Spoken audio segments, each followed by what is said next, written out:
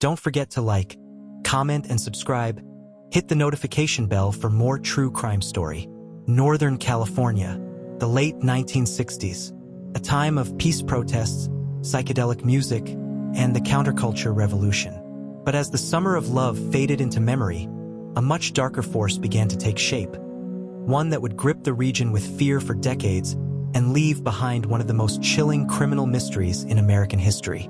He called himself the Zodiac, but before the cryptic letters, the strange ciphers, and the public taunting, there was just violence. Sudden, brutal, and seemingly without motive. Lake Herman Road, December 20th, 1968. On a cold winter night, 17-year-old David Faraday and 16-year-old Betty Lou Jensen pulled off onto a lover's lane near Lake Herman Road in Benicia, California. It was supposed to be a quiet night for the high school sweethearts, a first date just days before Christmas. But what happened next was anything but ordinary. Sometime between 10:15 and 11 p.m., another vehicle pulled up beside them. There was no warning, no struggle, just gunshots. David was shot once in the head at point-blank range. Betty Lou was found lifeless on the gravel path. 5 bullet wounds in her back as if she had tried to flee. Police arrived at a chilling scene. There were no fingerprints, no eyewitnesses, no robbery, nothing to suggest a motive. It looked like a random act of violence. It wasn't. Blue Rock Springs, July 4th, 1969. Just over 6 months later, a second couple, Darlene Farron and Michael Mageau, parked their car at Blue Rock Springs Park in Vallejo, only a few miles from the first murders. At around midnight, a car pulled up behind them. The driver exited, approached their vehicle, and opened fire. Darlene was shot 9 times. Michael was gravely wounded but survived and later gave a partial description of the shooter. A heavy-set white male, around 5 feet 8 inches, with curly brown hair and dark clothing. Roughly 40 minutes later, a man called the Vallejo Police Department from a nearby payphone. His voice was calm and haunting. "I want to report a double murder. If you will go 1 mile east, you will find kids in a brown car. They were shot with a 9mm Luger. I also killed those kids last year. Goodbye." The call was traced to a gas station phone booth only blocks from the police station. By the time officers arrived, the booth was empty. Pattern was emerging. The first letters, August 1st, 1969. 3 newspapers, the San Francisco Chronicle, the San Francisco Examiner, and the Vallejo Times-Herald, each received nearly identical letters. Each envelope contained a handwritten letter claiming responsibility for the shootings. 1/3 of a cipher, a 408-character cryptogram the writer said would reveal his identity. The letter began, "Dear editor, I am the killer of the 2 teenagers last Christmas at Lake Herman and the girl last 4th of July. To prove this, here is a cipher." He demanded the newspapers print the letters in full or he would kill again. He signed off ominously with no name, just a circle with a cross through it. The public had their first taste of a killer who wanted more than death. He wanted attention, infamy, and fear. The cipher cracked. On August 8th, 1969, a high school teacher and his wife, Donald and Betty Harden, cracked the cipher. What it revealed was disturbing. "I like killing people because it is so much fun. It is more fun than killing wild game in the forest because man is the most dangerous animal of all. I will not give you my name because you will try to slow down or stop my collecting of slaves for my afterlife. No name, no clues, just twisted pleasure and a delusion of power." And yet, his message wasn't enough. He craved more headlines, more terror, more fame. The Zodiac name is born. On August 4th, 1969, a new letter arrived at the San Francisco Examiner. This time it was personal. "Dear editor, this is the Zodiac speaking." From that moment forward, he would be known only as the Zodiac Killer. His symbol, a circle with a cross, became his brand. His letters became longer, more taunting. He threatened to blow up school buses. He drew maps. He claimed his victims would be his slaves in the afterlife. Yet through it all, his true identity remained a mystery. A killer with no face. Despite composite sketches, dozens of suspects, and tips pouring in, Law enforcement couldn't pin him down. He left behind clues, but never enough. He wrote in code, but never fully revealed himself. He took lives, but mocked investigators for not catching him. The Zodiac wasn't just a killer. He was a myth in the making. A man who murdered, vanished, and then reappeared through chilling letters. Letters that gave the public just enough to stay obsessed, but not enough to find him. To be continued in Chapter 2. Codes, Killings, and Taunts from the Shadows. In the next chapter, we'll dive deeper into the cryptic symbols he used to communicate, his disturbing phone calls, his bold murder in broad daylight, and the mounting frustration of police trying to hunt a ghost. The hunt for the Zodiac had only just begun, and it would lead investigators down a path of fear, obsession, and unanswered questions. From cold case files, the Zodiac Killer, cryptic letters, and the hunt that still haunts. The Zodiac wasn't just a murderer, he was a manipulator of fear. With each letter and cipher, he tightened his grip on the public's imagination. Law enforcement had rarely seen anything like him. A killer who not only wanted to be seen but insisted on it. But while his puzzles and threats captivated the public, he continued doing what he did best, killing and vanishing without a trace. The Lake Berryessa attack, September 27, 1969. It was supposed to be a peaceful afternoon. College students Brian Hartnell and Cecilia Shepard were picnicking by the shore of Lake Berryessa, a picturesque getaway in Napa County. But nature's serenity would soon be shattered. At around 6:30 p.m., a man appeared from behind a tree, wearing a black executioner-style hood. On his chest, drawn in white, was the Zodiac's now-signature crosshair symbol. He held a gun, and a knife was strapped to his waist. He claimed to be an escaped convict, needing their car and money. To keep them calm, he tied them up, and then he stabbed them 10 times each. Brian survived by playing dead. Cecilia, unfortunately, succumbed to her wounds 2 days later, but the killer wasn't finished. He calmly walked back to Brian's car and used a black marker to write on the door, "Sharp, copy, edit, Vallejo, December 20th, 68, July 4th, 69, September 27th, 69, 6:30. By knife. He then drew his infamous crosshair symbol. An hour later, the Napa County Sheriff's Office received a call. "I want to report a murder, no, a double murder. They are 2 miles north of park headquarters. They were in a white Volkswagen Carmen Ghia. I'm the one who did it." Once again, the call was traced, but too late. The Zodiac had slipped away, again. Murder in the city. The Paul Stein case, October 11th, 1969. This time, it was different. The victim wasn't a young couple. It wasn't a remote location.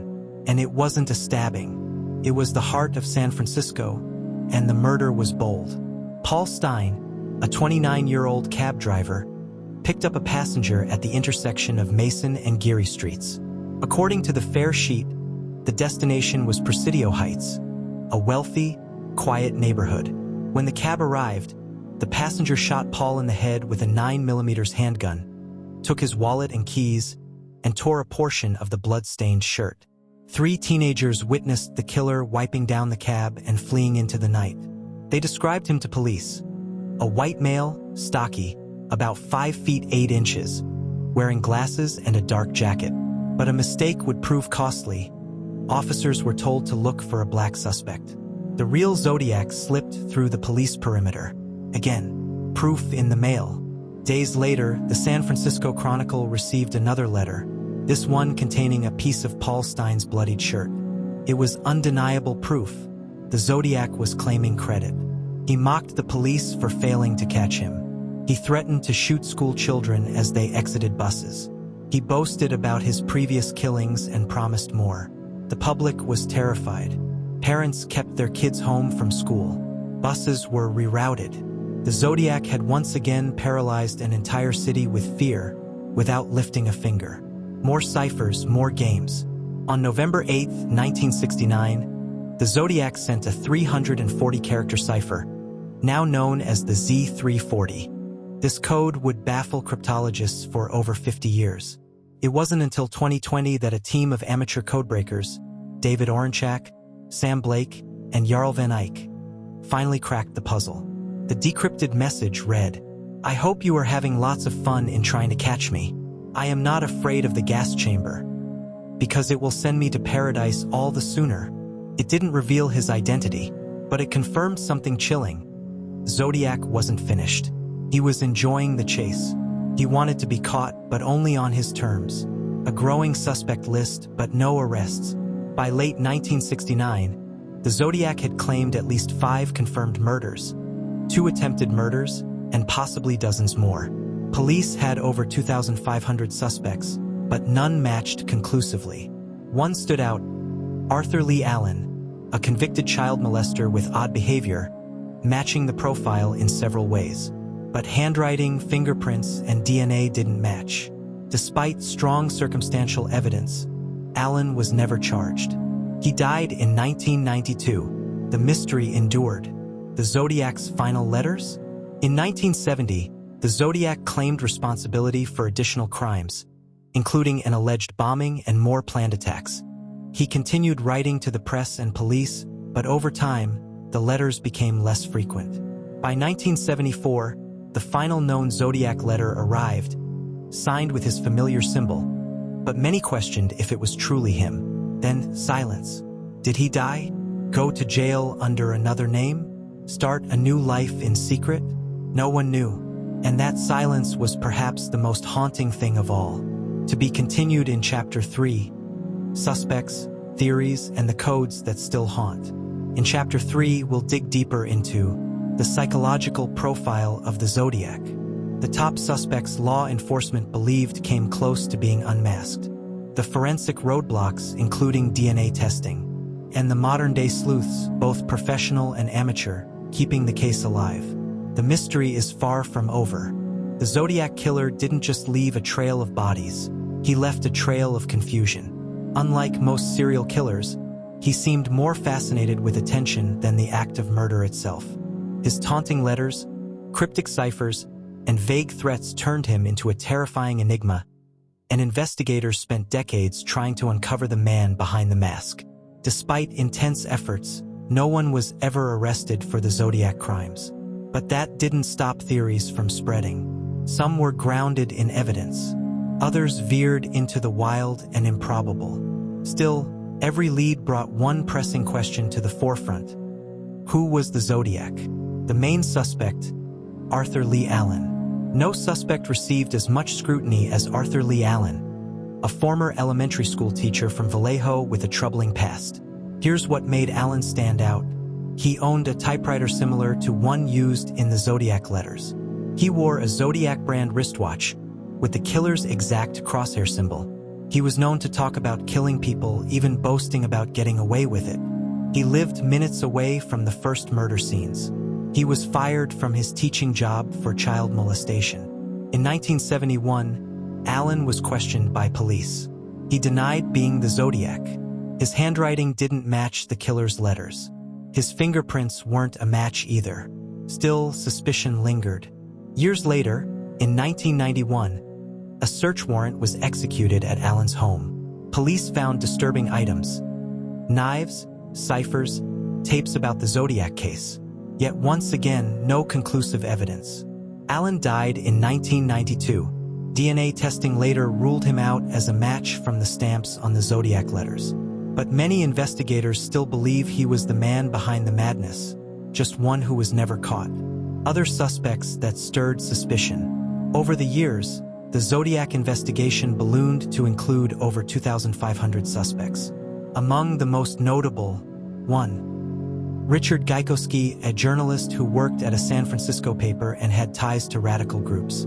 His appearance closely resembled police sketches, and he allegedly spoke of killing for political reasons. 2. Lawrence Kane, a Navy veteran with brain damage from a car accident. Kane had a criminal history and was allegedly seen near victims before they died. 3. Ross Sullivan, a library assistant at Riverside City College, where the Sherry Jo Bates murder occurred, a case some believe was Zodiac's first. Sullivan looked strikingly like composite sketches and disappeared shortly after the killing. 4. Gary Francis Post, a late suspect, named in 2021 by a group called the Casebreakers. They claimed physical evidence linked him to Zodiac, but police departments disputed their claims and found no solid link. Despite these leads, none of them were ever charged. The killer remained a shadow, the codes still unsolved. The Zodiac sent 4 ciphers in total. 408-character cipher, Z408, cracked in 1969 by schoolteachers. 340-character cipher, Z340, finally cracked in 2020. 13-character cipher, still unsolved. Believed to contain the Zodiac's real name. 32-character cipher with a map, meant to reveal the location of a bomb. Never confirmed. The remaining ciphers continue to baffle cryptologists. The FBI, CIA, NSA, and even amateur puzzle solvers around the world have attempted to crack the codes, but many believe they are unsolvable due to being too short, intentionally misleading, or nonsensical. A killer who studied the media. One reason the Zodiac was so successful in staying hidden? He understood media better than most criminals. He knew how to manipulate headlines and spark fear. He timed his letters to maximize coverage. He included clues, lies, and half-truths to confuse authorities.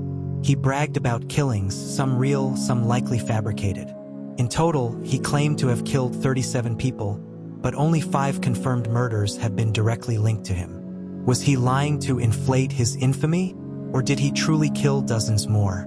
Modern forensics hit a wall. Today, advanced DNA technology has helped solve decades-old cases. But the Zodiac case has struggled due to several roadblocks. Many crime scenes were poorly preserved. Evidence like stamps and envelopes may have been contaminated or lost. The DNA profile collected from the Zodiac letters was incomplete, possibly due to being handled by multiple people. Still, as genealogical DNA databases grow, many believe there's still hope, if a match exists. The rise of online sleuths. In the internet age, a new generation of investigators emerged, armchair detectives. These digital sleuths spend hours analyzing letters, creating timelines, and chasing obscure clues. Some use software to compare handwriting. Others search obituaries for Zodiac-like phrasing.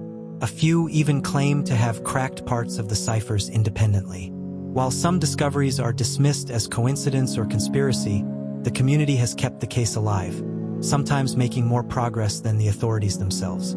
The Zodiac's last laugh? In 1974, the letters stopped. Or did they? Some claim the Zodiac continued writing under other names. Others believe he died or simply stopped killing. To this day, he has never been conclusively identified, arrested, or convicted. His case remains open in multiple jurisdictions. The fear he spread outlived the man himself, whoever he may have been. To be continued in Chapter 4, Legacy of Fear: Why the Zodiac Still Haunts Us Today. In the final chapter, we'll explore the cultural impact of the Zodiac Killer, why his case still haunts law enforcement, the public, and pop culture, and whether his identity will ever be revealed. More than 50 years have passed since the Zodiac Killer's last confirmed letter arrived. But his name continues to send shivers down the spine of anyone who remembers the fear, the codes, and the headlines. He remains one of America's most chilling unsolved mysteries, not just for his crimes, but for what he represented. The Zodiac wasn't just a killer, he was an idea. A ghost hiding behind symbols and ciphers, outsmarting police, and playing a deadly game with the public. And even now, in the age of advanced DNA forensics and digital tracking, he remains free. A fear that froze a nation. In the late 1960s and early 1970s, the Zodiac's rampage transformed everyday life across Northern California. Couples were afraid to park their cars on rural roads. Parents kept their children home. Bus drivers changed their routes. The Zodiac didn't just kill, he destabilized the feeling of safety. He inserted himself into the national conversation at a time when America was already on edge. The Vietnam War, civil unrest, and the Manson family murders had fractured the sense of normalcy. And then came the Zodiac, a faceless predator always one step ahead. His true weapon wasn't the gun or the knife, it was the pen. The cultural obsession begins. Hollywood took notice. The Zodiac case became the inspiration for dozens of films, documentaries, and TV shows. The 2007 film Zodiac, directed by David Fincher, brought the story back into the spotlight for a new generation, depicting the exhausting obsession of detectives and journalists who chased the case for decades.